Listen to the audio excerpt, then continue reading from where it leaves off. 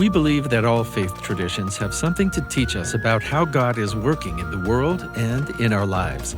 So we're exploring Turkey and hopefully learning to understand each other and even God better for having spent time to listen, learn, and be amazed.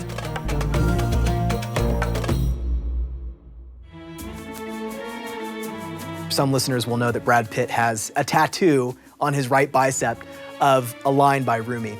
And the line that he has, it's probably the best known line by Rumi. And it says, "Out beyond ideas of wrongdoing and right doing, there is a field. I'll meet you there."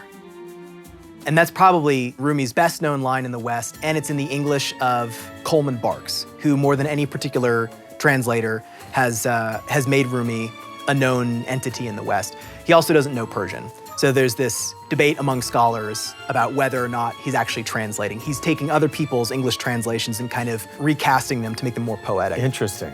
Coleman Barks' English strips down a lot of the Muslim references. So in English, a closer rendering of that would be, "Outside unbelief and Islam, there is a desert. In the midst of this space, we have longed for love. When the mystic arrives there, he prostrates his head in prayer. As here, there is no place for either unbelief or Islam."